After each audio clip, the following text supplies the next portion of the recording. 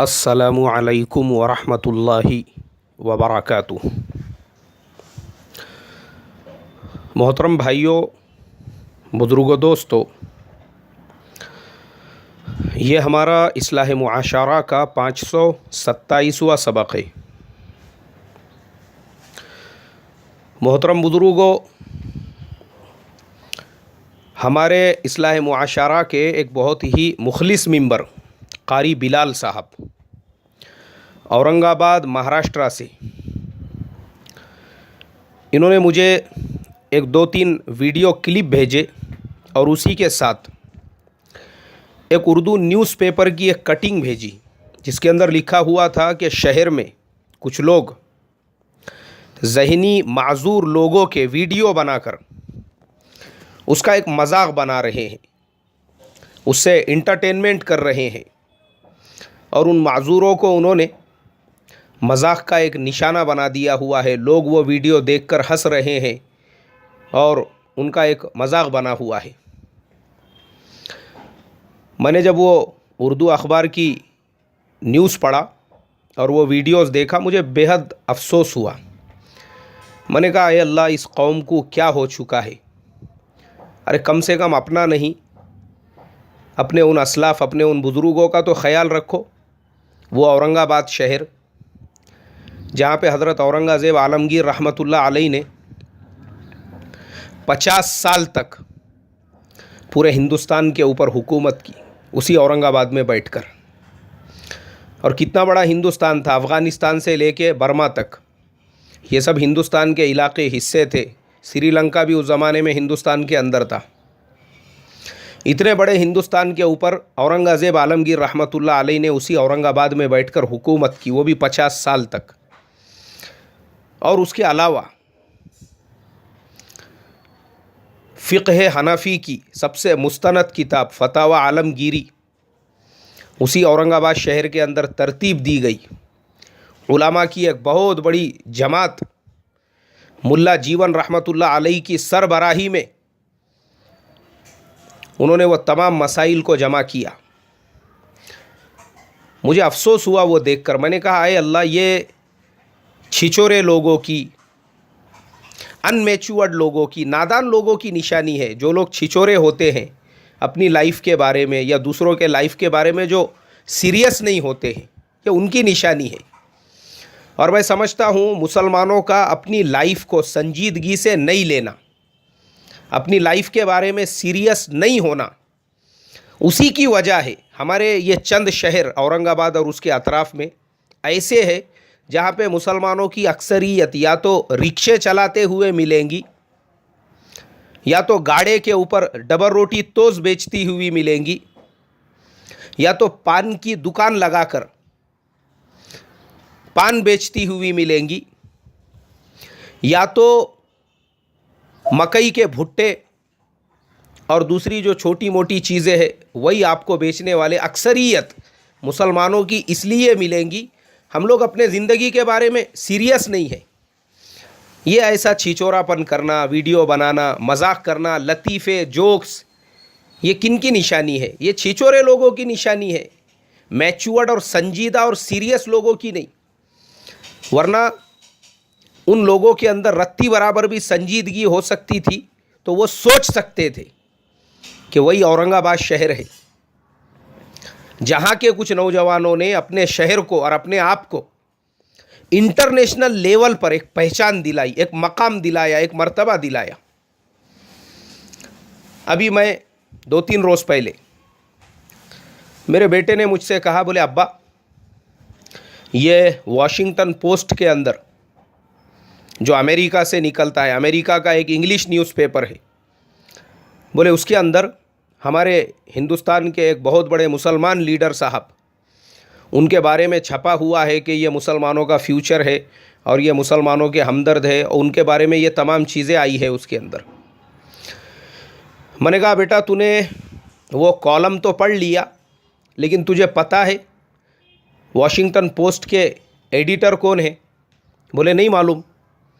मैंने कहा, बेटा, वॉशिंगटन पोस्ट के जो एडिटर है वो अपने औरंगाबाद के डॉक्टर फ़रीद ज़करिया, बोले अब्बा क्या बात कर रहे हैं आप, औरंगाबाद के? मैंने कहा बिल्कुल। तूने क्या समझा औरंगाबाद में खाली नान कलिया मिलता? तुझे क्या लगा खाली औरंगाबाद के अंदर मुसलमान रिक्शे चलाने वाले, छोटे मोटे कारोबार करने वाले ही है? अरे उसी औरंगाबाद में जिन मुसलमानों ने अपनी लाइफ को संजीदगी के साथ में लिया कि नहीं मुझे कुछ करना है, संजीदगी के साथ, छिचोरापन नहीं, जोक नहीं, लतीफ़े नहीं, संजीदगी के साथ उन्होंने अपनी तालीम इंडिया में मुकम्मल की, बाहर गए, फिर वहाँ पे ऊंची और आला डिग्रियाँ ली, और ख़ाली वॉशिंगटन पोस्ट नहीं बल्कि टाइम मैगज़ीन, हमारे पीएम का अगर फ़ोटो टाइम मैगज़ीन पे आए या इंडिया के किसी स्टार का या किसी एक्टर का आ जावे, न्यूज़ चैनलों के ऊपर 24 घंटों तक धिंगाना धूम धड़ाका चलते रहता कि वॉशिंगटन पोस्ट में इनका कॉलम आया और टाइम मैगज़ीन के ऊपर इनकी तस्वीर आई, इनकी तस्वीर आई, इनकी तस्वीर आई। मैंने कहा वो doctor Farid Zakaria time magazine के भी एडिटर रह चुके हैं। उसके अलावा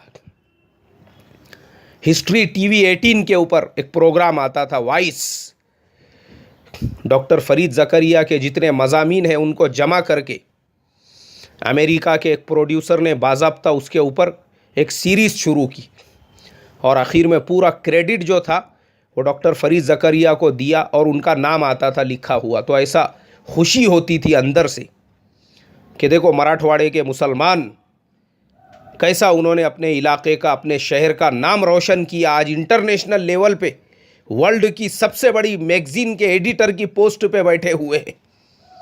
अमेरिका का प्रेसिडेंट भी उनके लिखे हुए कॉलम और मज़ामीन को पढ़ रहा है। ये हिम्मत की बात होती है, हाँ हिम्मत की बात होती है। इसके लिए वैसा जिगर चाहिए। जो लोग सीरियस होते हैं वो इस तरह के कारनामे अंजाम देते हैं, तारीख़ के वरक़ को पलट देते हैं। कांटों में जो खिलता है, शोलों में जो पलता है, वो फूल ही गुलशन की तारीख़ बदलता है। ये ऐसे लोग, छिछोरे लोग नहीं।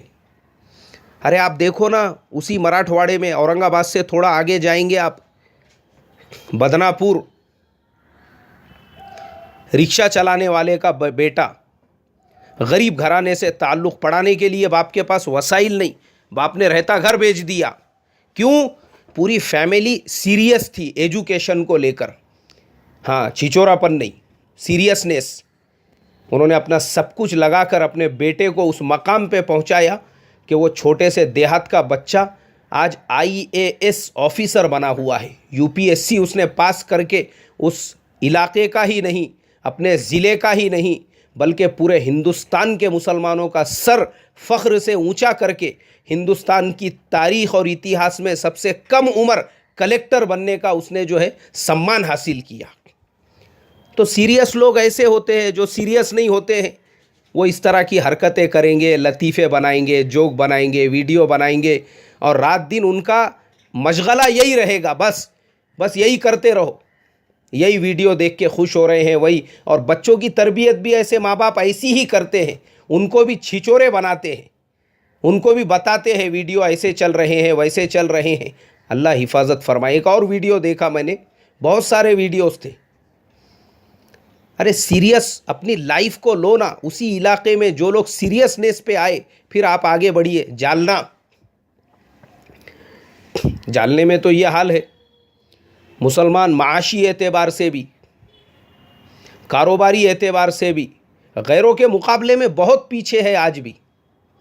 लेकिन उसी जालने के अंदर एक लड़की ने अपनी लाइफ को सीरियस लिया कि नहीं, मुझे कुछ बनना है, मुझे अपने पैरों पे खड़े होकर अपने माँ बाप का, अपने इलाके का नाम रोशन करना है। लाइफ को सीरियस लिया उसने, अपने आप को झोंक दिया तालीम के अंदर। अब मैं आपको बताऊं तो झटका लगेगा आपको। उस बच्ची का डिग्री का रिज़ल्ट आने से पहले ही गूगल कंपनी ने उसको अपॉइंटमेंट लेटर दे दिया। आज वो लड़की अमेरिका में गूगल कंपनी में, जिसको हम लोग यूज़ करते हैं, वो गूगल के अंदर काम करती है। और उसकी सैलरी कितनी है, कितना पैकेज उसका तय किया, इंडिया के एतबार से $2 मिलियन, जो तकरीबन 14 करोड़ रुपये होते हैं, जो हमारे मुल्क के पीएम की सालाना तनख्वाह भी नहीं है। आप खुद सोचो, उससे ज़्यादा गूगल कंपनी एक छोटे से शहर के एक लड़की को दे रही है। क्यों हुआ ऐसा? क्यों हुआ? जहाँ पे आपको चारों तरफ आप देखेंगे कोई अपनी लाइफ को सीरियस लेने के लिए तैयार नहीं, वहाँ पे ये बच्ची इतने बड़े मकाम पे इसलिए पहुँची, उसने समाज से हटके ज़िंदगी गुजारी। हाँ, उसने अपने आप को कभी लोगों के छिछोरेपन में, कभी जोक्स में, कभी ये चीज़ों में शामिल नहीं किया।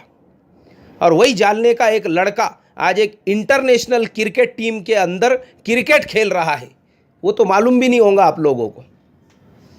क्यों? अपनी लाइफ को सीरियस लिया वो बच्चे ने कि नहीं, मैं यहाँ पे रहूँगा, कुछ नहीं कर सकता हूँ। अपनी लाइफ को सीरियस लेके आज जो लोग अपनी लाइफ को सीरियस लेने वाले हैं, उस मकाम और मर्तबे पे पहुँचे वो लोग। और आप जालने से एक कदम आगे जाइए, एक और गांव आता है रंजनी, छोटा सा देहात। चंद साल पहले तक ये हाल था। स्टेशन से गांव में जाने के लिए कोई गाड़ी का इंतज़ाम नहीं, रिक्शे का इंतज़ाम नहीं, बैलगाड़ी मंगाना पड़ती थी। रात के गाड़ियों से लोग सफ़र नहीं करते थे। गांव के अंदर मेडिकल स्टोर नहीं, सही से दुकानों का नज़्म नहीं। आज से चंद साल पहले तक उसी छोटे से गांव में कुछ नौजवानों ने अपनी लाइफ को सीरियस लिया, सीरियस। हाँ, कि अपने को कुछ करना है। लोग क्या कर रहे हैं उससे अपने को कुछ लेना देना नहीं। छिचोरापन, लतीफ़े, जोक्स, उससे हटकर उन्होंने तालीम पे कंसंट्रेट किया। गांव में कोई कोचिंग क्लासेस नहीं। वो निरमा पाउडर जो आता है, उसकी खाली प्लास्टिक आती थी। दुकान वाले को पहले बोल दिया जाता था, बोले भाई ये प्लास्टिक खाली होने के बाद मुझे देना, और उसके अंदर किताबें रख कर स्कूल में जाते थे पढ़ने के लिए। कोई कोचिंग क्लासेस नहीं, कुछ नहीं। लेकिन अपनी लाइफ को सीरियस लेकर उन नौजवानों ने जब मेहनत की, उसी छोटे से खेड़े का एक नौजवान आज बाहर मुल्क के अंदर एक कंपनी में एग्जीक्यूटिव ऑफिसर, एमडी बना हुआ है। उसके हाथ के नीचे कम से कम 3 से 3,500 लोग काम करने के लिए है। उसी छोटे से खेड़े के और कुछ नौजवान जो दूसरे कंपनियों में जॉब करते हैं, काम करते हैं, वो इंडिया में बैठकर ऐसे बड़े बड़े मुल्क जहाँ की करेंसी अपने इंडिया, वहाँ का 1 रुपया अपने इंडिया के हिसाब, वहाँ का 1 रुपया तो अपने यहाँ के 200 रुपये, ऐसे 6-6 मुल्कों का पूरा हिसाब किताब देखते हैं यहाँ बैठे बैठे। उनको यहाँ बैठे बैठे कंपनियाँ 1.5 और 2-2 लाख रुपये सैलरी दे रही है इंडिया में ही। नहीं भाई, तुम्हारे अंदर वो टैलेंट है, तुम यहाँ बैठे बैठे 6-6 मुल्कों का हिसाब किताब संभाल सकते हो। खेड़े गांव के, छोटे से देहात के, लेकिन उन्होंने लाइफ को सीरियस लिया, छिछोरापन नहीं। फिर आप आगे बढ़िए, परभनी, एक नौजवान, उसके वालिद साहब नौकरी किया करते थे। उस ज़माने में आम चलन था, बच्चों को 10वीं तक पढ़ा के फ़ौरन डीएड कराया जाता था। वो ज़माने में 10वीं के बाद डीएड होता था। उस नौजवान के भी रिश्तेदारों ने कहा, बोले बेटा 10वीं हो गया, अब तुम भी डीएड में एडमिशन ले लो। और ये डीएड के चक्कर में मैं कहता हूँ कि वो बच्चे जो बेहतरीन एमबीबीएस डॉक्टर बन सकते थे, जो जज बन सकते थे, जो कलेक्टर बन सकते थे, जो यूपीएससी पास कर सकते थे, आज वो प्राइमरी टीचर बन के बच्चों को पढ़ा रहे हैं। क्यों? नज़रिया, सोच। जितनी छोटी सोच उतनी छोटी जॉब, जितना कंजस्टेड दिमाग उतनी कंजस्टेड सैलरी। बड़ा नहीं सोचे, ऊंचा नहीं सोचे। लेकिन वो नौजवान ने कहा कि नहीं अब्बा, मैं डीएड वगैरह नहीं करने वाला हूँ, मुझे बीटेक करना है। उसने एग्रीकल्चर यूनिवर्सिटी में एडमिशन लिया, बीटेक किया, एमटेक किया, और फिर उसे एक मुल्क के बड़ी कंपनी से ऑफ़र आया जॉब का, वहाँ गया। वहाँ पर उस नौजवान ने 1.5 साल में ही ऑब्ज़र्व किया कि अल्लाह ताला ने मुझे लोगों का नौकर बनने के लिए नहीं पैदा किया, लोग मेरे पास नौकरी करेंगे, ये सब तो मैं भी कर सकता हूँ। उसने वहाँ पे कॉन्टेक्ट बनाया, अपने मुल्क को वापस आया और अपने शहर में एक छोटे से फैक्ट्री की बुनियाद डाली। और फिर वो बाहर अपने फैक्ट्री का जो प्रोडक्शन था वो एक्सपोर्ट करने लगा।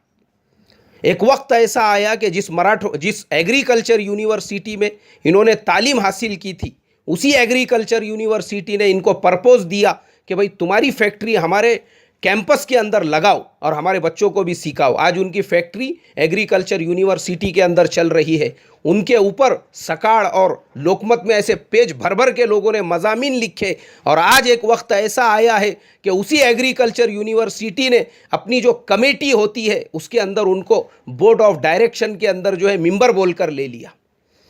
आज मुसलमानों के बच्चों को बहुत से गैर अपने कॉलेजों में एडमिशन नहीं दिलाना चाहते, इनको उन्होंने उसके ट्रस्ट और कमेटी के अंदर लिया। क्यों? इन्होंने अपनी लाइफ को सीरियस लेकर अपने आप को वो मकाम और मर्तबे तक पहुंचाया। इसलिए मुसलमानों, ये आपके ही इलाके के मुसलमान हैं, आप भी अपनी लाइफ को सीरियस लो, सीरियस छोड़ो ये छिचोरापन, सीरियस लो। बस अल्लाह से दुआ करता हूँ अल्लाह हम तमाम को समझ अता फरमाए। अस्सलामु अलैकुम व रहमतुल्लाहि व बरकातुहू।